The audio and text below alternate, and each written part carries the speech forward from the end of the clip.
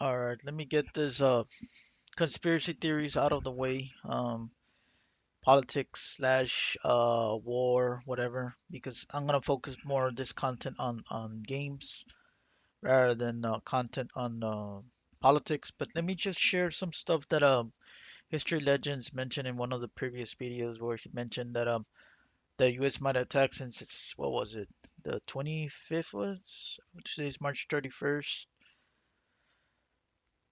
Yeah, the US was gonna actually attack on the 27th, and I think I already knew that was a bluff. The reason why I know there's a bluff because there's a total of 50,000 soldiers in all of the Middle East of the US side. Out of those 50,000, there can be only 10-20% that can be sent into the front line and having rotations around. There needs to be at least 150 to 250,000. That's when you know more or less that there can be a ground invasion. But 50,000 is laughable, and it's the U.S. is doubling down and putting more manpower. Sure, they left in Syria and they're leaving parts of Iraq, but if they're beefing up, it's you more or less can see that that's gonna actually be an invasion on Iran. Now he mentioned that the U.S. is gonna land their what's it called? Land their invasion here. Now I don't see it through the coastal, maybe through Pakistan.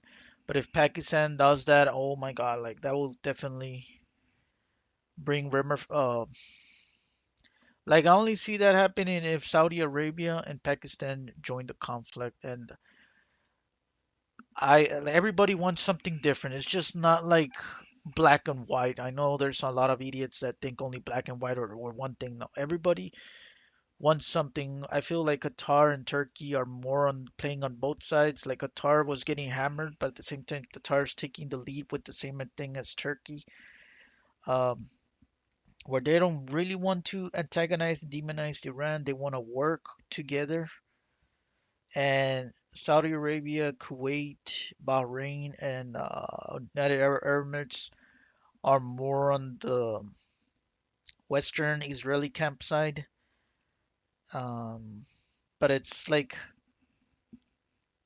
it's debatable because like they can do only so much, and they're afraid that if Iran grows up really powerful, um, they can bring a lot of the influence into the player, so into the area. So there's the Iran side, which is one side, the Gulf countries, that's two, the Israeli slash US, that's three, and then the Turkey, that's four.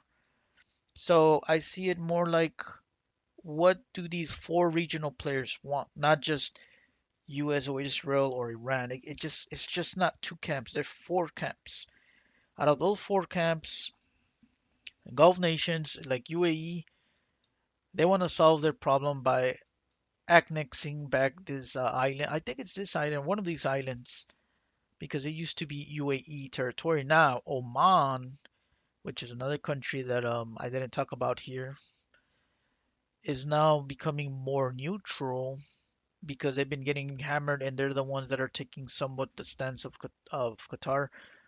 Um, Oman can definitely, if things go sour with UAE, they'll waste no time and annex the UAE. So similar to the conflict over here in Ukraine, where some of these lands used to be part of Hungary and Slovakia and Poland.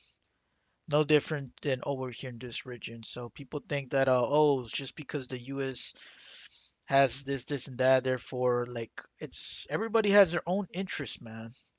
And it's a sad thing that a lot of the Europeans uh, couldn't show their interest back then, but now they're taking a stance and really showing the interest. That's why you don't see a lot of these countries supporting the battle or the conflict or the special military operation on Trump. Now everything that they laughed on Russia, it's now happening to the U.S. Like they were saying that the 3 days, um, and then the contingent, it wasn't enough to actually invade all of Ukraine. Like the forces they have, they don't have enough to invade um, any island, in my opinion. Now, the Russia thing, it did work because Ukraine is right there, and the conflict in Ukraine would always like they would get invaded Russia in this area with the Ukraine side. So that's the reason why they got harnessed a lot of manpower and support. Now with the U.S., Iran's not gonna invade the U.S. Like there's an ocean apart, so that's gonna be really hard. And I feel like there needs to be a really big, um, what's it called? There needs to be a really big false flag, bigger than 9/11, in order to really harness at least 1 million strong or half a million, in order to start putting this conflict into this. And the way that I can see the U.S. actually moving in, History Legend says here, the UAE wants to move here. Um, I think Kuwait, Saudi Arabia, and Bahrain want to take it the easier. They want to take the island over here, the Karg Island, which the Karg Island is gonna bring the most rewards, but I feel like it's gonna be the hardest, and this is gonna be the second hardest to take. And then History Legends mentions the here, but he didn't. He forgot to mention this over here. Now, I actually see mercenaries being employed, even though like the United States Army is becoming like the biggest mercenary force in the world. But no, like Blackwater, um, other mercenary groups. What was the Russian mercenary group? I'm trying to remember. Oh man, I'm blanking out. It's like they're doing this shit on purpose, so I shouldn't. What's the word? The mercenaries. I forgot. Anyways, I think the U.S. and Israel, like Israel is okay with everything. Like it doesn't matter. Like as long as Iran becomes a failed state, just like Lebanon become a failed state. And as we speak, Lebanon, half south of Lebanon is becoming demolished to the ground. I feel like they want to do the same scenario here with Iran as well, as a corporal punishment um, resist for resisting against the Greater Israeli Project. Now, the whole Greater Israeli Project is not a conspiracy.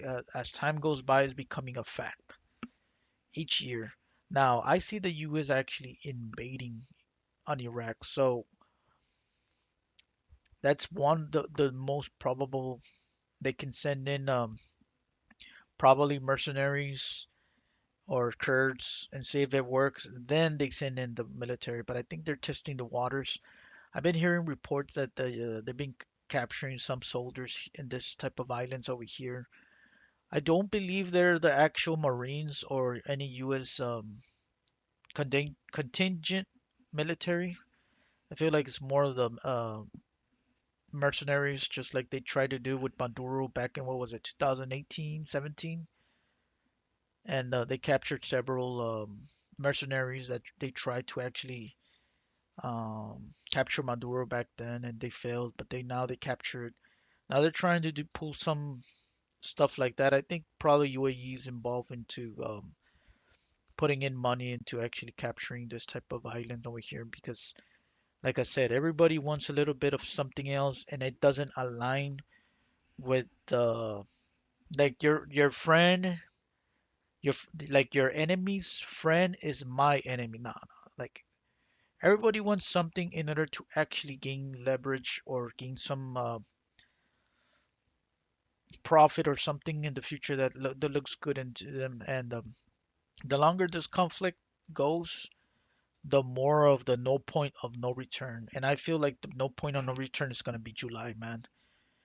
So the US needs to find a way to pull back before July because I feel like after July of this year, like if this conflict does not end, expect famine, expect the economy of the US to actually collapse next year in 2027. And I actually do see that. And um, so yeah, History Legends, I do think that Israel and the United States has a more probability of invading this, actually the northern side, since they have what some bases already in here. Now, there's a problem with that because Turkey is playing both sides. Turkey doesn't want a strong US presence because the flow of weapons are going to come in, and then Kurds are going to get strong, and then they're going to try and see if they can get actually some independence. And yeah, that's why I see the US in a very, very tough position because they're making it very difficult for Europe because of the oil, and they already made it difficult with the Ukraine conflict as it is, and then now they're making it more difficult. So I feel like Europe is actually really pissed at the United States right now. The only country that might get pulled in the near future if this goes along will probably be the UK. I don't see France. I see like France wanting to become the world leader of Europe and basically UK becoming uh, America's bitch. I'm sorry to say that, but that's just how I see it. And I think like for France wants to be like the main force that can actually become the main superpower here in Europe, probably in the coming 4 or 5 years. And if that happens, then that can challenge the dominance and control of the United States because Germany is basically not the second Americans. Well, actually, they can become. They're actually America's biggest bitch in the Europe, more than the UK. So it's really, really tough there. So I think you can stop watching this video, History Legends. I'm gonna talk about some other stuff that's not relating to the offense into Iran. And like I already told you, there needs to be at least 150 to 250,000 soldiers in order to know there's going to be an invasion. In my opinion, that's how I see it. Like 50,000 is not going to be enough. It's laughable, man. And the same thing with Europe over here. They don't have enough manpower to even challenge Russia, so they're actually really militarizing. And it's going to be very hard with this type of economy militarizing um, the countries.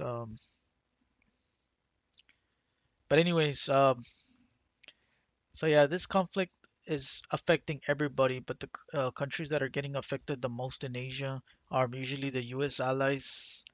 They're getting hit hard the most, aside from Europe.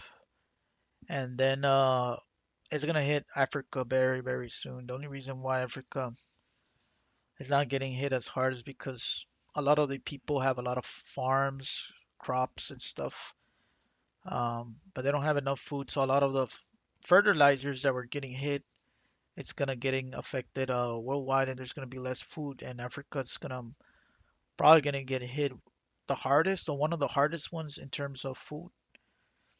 And it's South Korea, Japan, Philippines. Um, Taiwan is not a country, but I'll say Taiwan as well.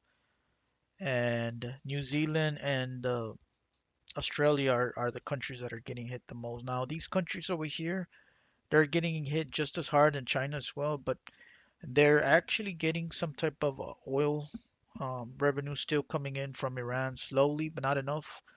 A few oil tankers that are coming in, not 100%. So instead of like the 100% that were coming in, there's only like what 10, 20, maybe 30% of that percent going in because there are just so many bombs getting hit of oil and stuff like that and the tankers and et cetera, et cetera.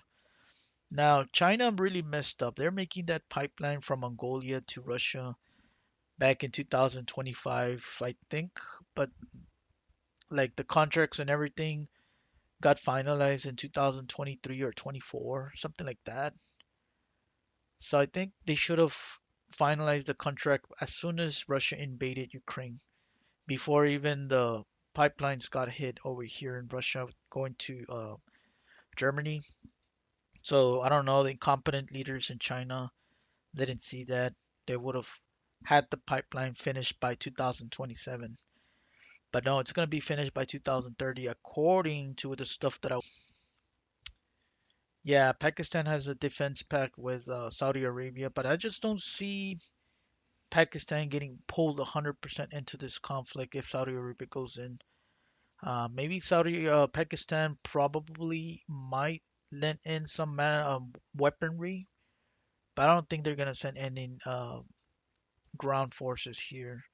Afghanistan offered Iran help for anything in the future, which I do see that a probable cause as well coming in.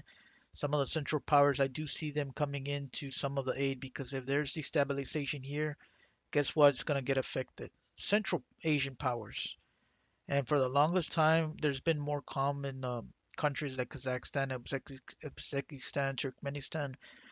But that's going to probably be a thing of the past if this conflict really becomes very, very disruptive because the conflict in Syria caused a lot of the migrants to move to Turkey, and from Turkey they were moving into Greece and other parts of the world, to Europe. Some were going other places, and that might probably happen here in Iran as well, where there's going to be a lot of forces coming in. And like I said, like this whole chaos, man, created by a few power-hungry bastards. And again, the solution, and this is going to be tough for some people to swallow, but it's gonna bring some domino effect that can be problematic as well. So I don't see any big like long-term solution. The British and the French back in the day really fucked up, man. Really fucked up by dividing and putting these countries almost like they saw the future in order to keep the world from having peace, man. And the solution is to have the United States Army, all of their bases, to leave out of the region. Now, what's happening in the conflict in Ukraine? It had an alternative monetary system and having people to actually start putting in their money in other places rather than everything on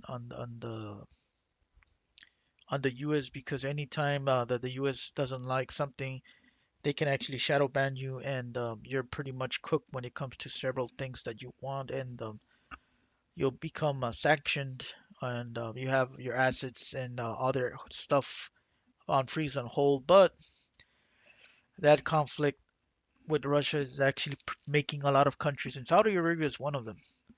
They started cutting a lot of 30. There was like a what a 30-year deal of oil that got expired last year, I think in 2025, and Saudi Arabia didn't renew it with the United States, and that's pretty much like one of the biggest blows that almost nobody was talking about on YouTube. Like I had to look some of this stuff up, and it's kind of astonishing that there's a lot of stuff that, as a result from this conflict, is actually making several countries like Saudi Arabia, Egypt, Algeria, um, India, and to an extent Pakistan start putting in their money in other parts of the world um, rather than on the U.S. And then in the conflict in Iran, if it keeps going, if this keeps up, like the longer it goes, the more worse it's going to be the U.S. The only beneficial in a conflict in this region is going to be Israel. But long term, short term, no, because they're getting hammered really, really bad. But um, like the U.S. is going to lose on everything, man. Short term, long term, it doesn't benefit from conflict. As a matter of fact, it benefits from having peace because it can keep the bases in this area, and it's gonna have a domino effect. So what's gonna kick this conflict if it keeps on going? It's gonna eventually kick bases. Like if it kick bases out of here in order to keep peace, guess what's gonna happen? Europe is gonna kick American bases out. I don't know if it's first what's gonna happen, and I don't know if it's gonna be Asia or Europe. Like at this point, I just don't see which is gonna happen first. Now, there's a conflict in Asia, which there's a probability there can be one, like a relatively average, like not too high right now, but in the future, yes. The military industrial complex is cooked, man, because a lot of the hardware and technology that China is going to be put into the stage into this future conflicts, they're going to see so many countries that China has like one third, one fourth, or one fifth of whatever equipment they have of what the cost of the military industrial complex, and they're challenging and doing really good whatever technology that Japan and South Korea that are really utilizing from the United States. And it's gonna make a lot of countries, you know what, I cannot depend on the equipment from the United States because A, it's very expensive, and B, I need to start making money in order for me to actually start really uh, getting that war economy going, especially Japan, man. Like I see South Korea probably coming into terms with what's it called, North Korea, because I see Japan just like it was imperial back in the late 1800s, early 1900s. Like if things get really, really bad with food, with water, Japan is not gonna stay put, man. They're gonna invade just like they did again, and it's a result of a lot of these problems that are happening that's gonna probably cause a domino effect for other countries to becoming um to revive a monsters just like Germany, Japan to becoming a another war machine like they used to be back then. And like it's stupid. Almost have like they want wars in order to keep the population from climbing up and having really hammered the population. And notice that most of the conflicts are happening on populations, on countries, sorry, where the population is actually high or it's kind of growing.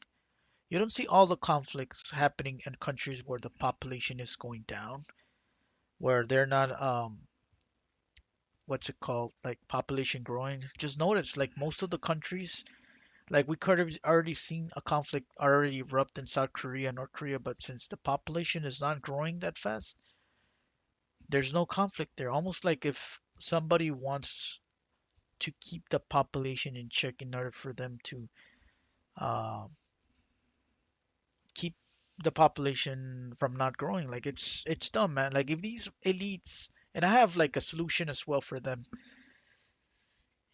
I see if they cannot assimilate in the future and having a really good solution for a world peace, like fuck it, man. Make underground layer base, make it so that those elites and then the suckers that were working for them, let them, those guys like Lindsey Graham, for example, be their working class, and then make them all go underground, and then we cannot go underground and they cannot go on the surface.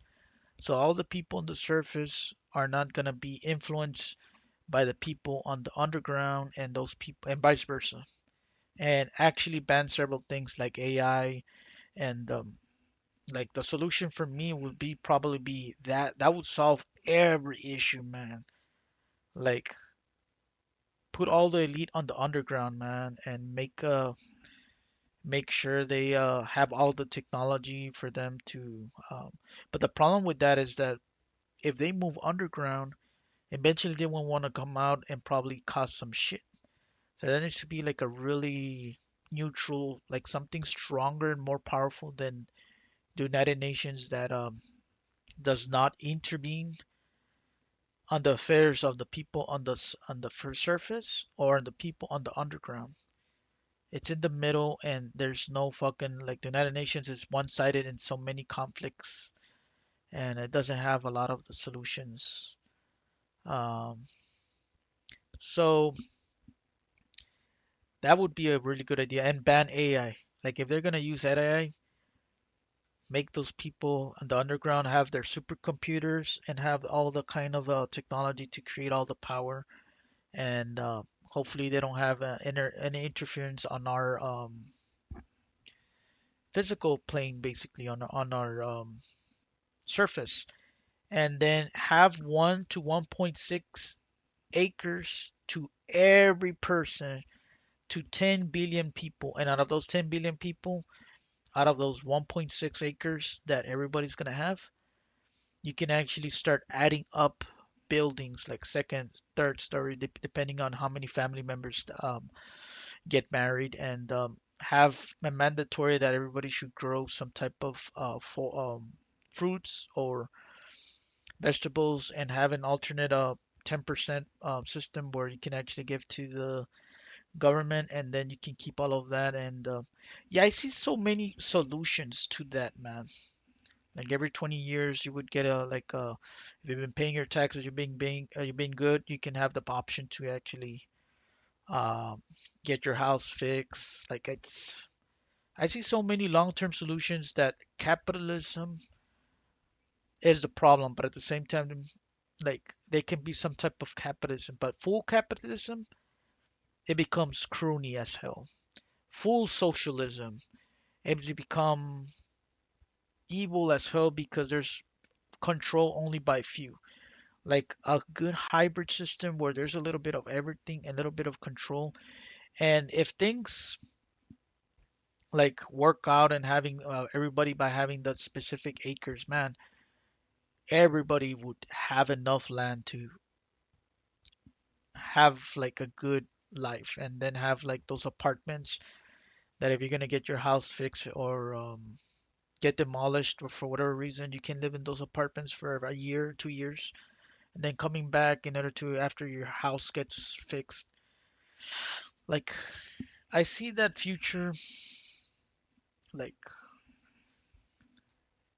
good. Like right now, like the housing market is messed up. Like it's they're designed in order for you to lose it, so that the big government slash the small hat people can that are tied with these companies, they take over, man.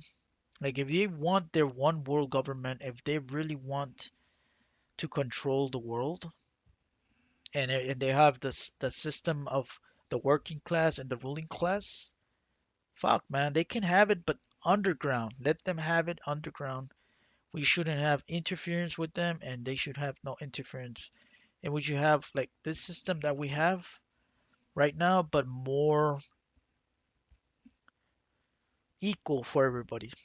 Everybody should have enough clean water. Everybody should have enough housing. Nobody should be no nobody should be a freaking what's the word I'm looking for? Nobody should be homeless in this future that I see. And again, like if we're gonna solve the solution with having a two-state solution, that would have been good probably in the 70s, maybe early 80s. But since technology and everybody's watching mainstream media news, like if there's a two-state solution here, guess what? The Kurds want to have a two-state solution. Then you're gonna have several other countries that want to have a two-state solution. Not too long ago, I think this part of Spain, I forgot what's called, Barcelona, yeah. They wanted to become their own little country over here. And as a result, if you give Palestine a state, it there's gonna be so many countries that want the state. So I think the best thing would probably be to have an Israel, but making sure that everybody gets treated with respect, like South Africa. The blacks treats the whites with respect. There's no more genocide, and there's enough clean water for everybody. Everybody gets paid fairly. No fucking racist bullshit where just because of your class, family, or color, you get paid more. Like everything can work out. It's just that we need to have these elites assimilate into the future, and if they cannot assimilate, man, unfortunately, they have to go. And I hate to say that this conflicts had to happen in order to really start destroying their empire, because if the US, by any chance, if it falls, there's gonna be another country they're gonna use to actually start utilizing their war hegemon imperial power, like. And I don't know if that's gonna be another European country where it starts to conquest, or they're gonna start utilizing another Asian country. Um, Russia, for the better part, has not been that because they've been stopping a lot of the long-term plans of the Western elites of the Rothschilds. And as a result, the Rothschilds have really, really put a grudge on Russia. And that's why they've been in conflict for the past 200 years because they interfered a lot with a lot of these countries over here, man. A lot. And as a result, that's why they've been making it mandatory to a grudge. And that's the thing, man. If these people, if they cannot have their one world government and their freaking messiah when the dates that I put, they're gonna postpone it and move it 50 years from now after that, and then another 50 years. So the best way is either to make these people assimilate into a brighter future where people get more respected, or they have to go underground, man. I truly believe that.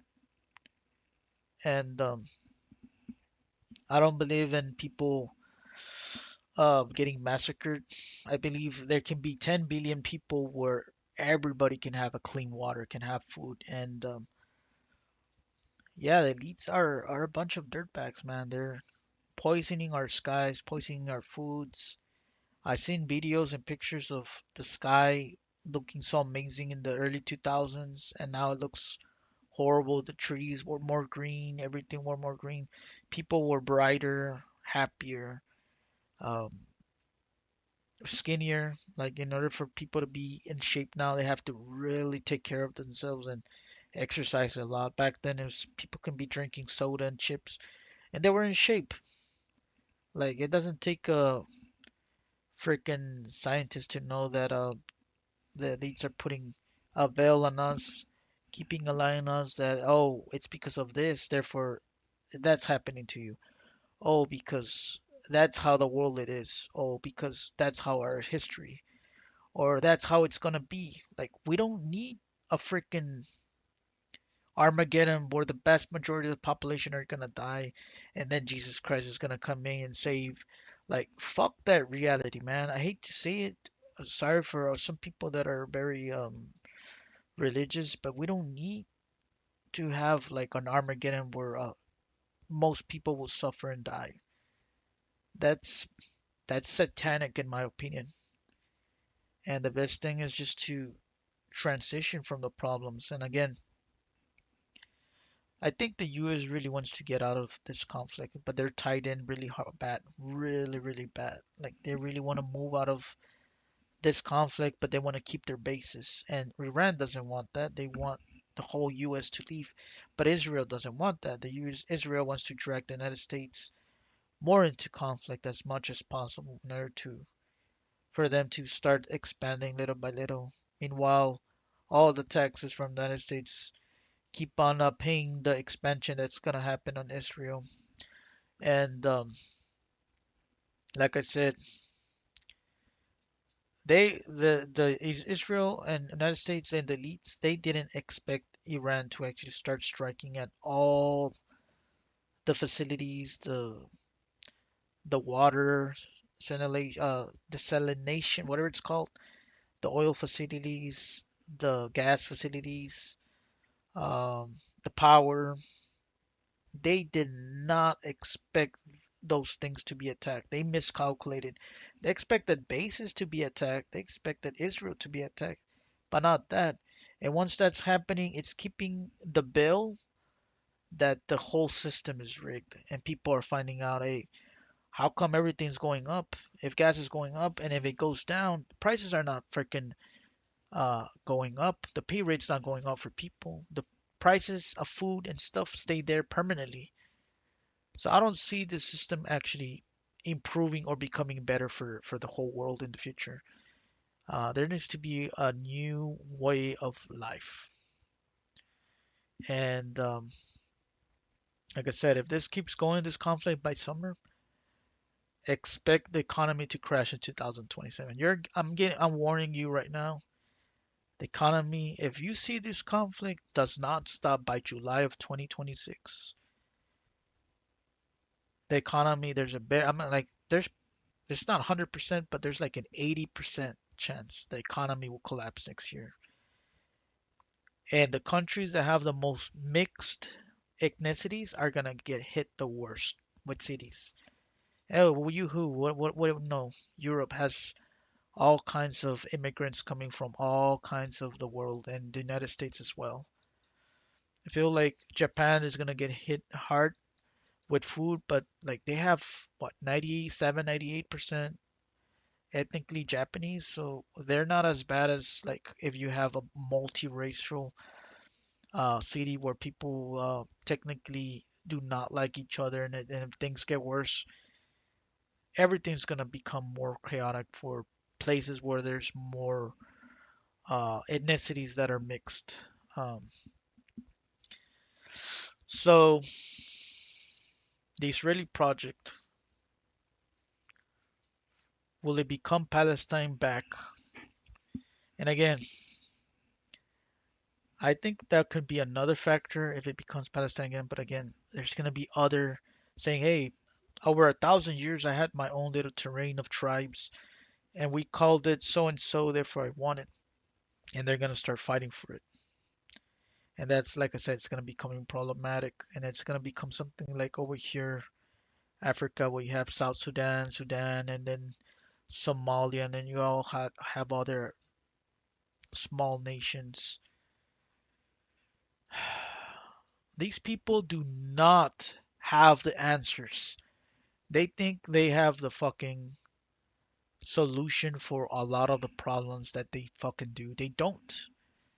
Like they only want to do create order out of chaos and they think that's gonna serve them good and that they'll eventually outsmart people because of the order out of chaos. Man, it worked probably for the hundreds of years, if not thousands of years, but it's people are waking up, man. And this bill, they know these people, their time is running out. And like I said, they either fucking go underground or they need to assimilate, man, forcefully. And then if you cannot assimilate, they need to go underground, man. Like we need world peace in the coming future because this whole conflicts and wars is just causing so much drought in the world, man. A lot of the rivers are quote unquote draining because of all the shit they're spraying on our skies, and conflict brings a lot of drought. When there's peace, there's a good flow of water coming in, and people are happy, and therefore the water's gonna flow from the sky and gonna fill up the rivers. Nicely, natural, how it was supposed to be done by God. But when there's drought, there's sadness. Everything that's happening on the world is a reflection of our actions, man. People don't think that, but it is. And I'm gonna cut this stream, and I know I ranted a lot about more about stuff. I was gonna talk about just history legends, like you mentioned it here. Like I see more of the conflict erupting here, but again, who am I? A freaking gamer that is very accurate at predicting stuff. Um, is relatively smart, has good ideas that can prompt good outcomes in the future. But again, like I don't have power, I don't have money, and eventually money and powers are gonna become useless. It's all about connections and influence. That's gonna be the biggest currency. That's gonna be worth more than gold and money. Influence, connections, charisma is everything if you're gonna have everything in life. Not money, not power. And these countries are gonna find out that trillions and these people over here, they can have trillions of dollars. It will not matter in the near future. Influence and connections, it matters everything.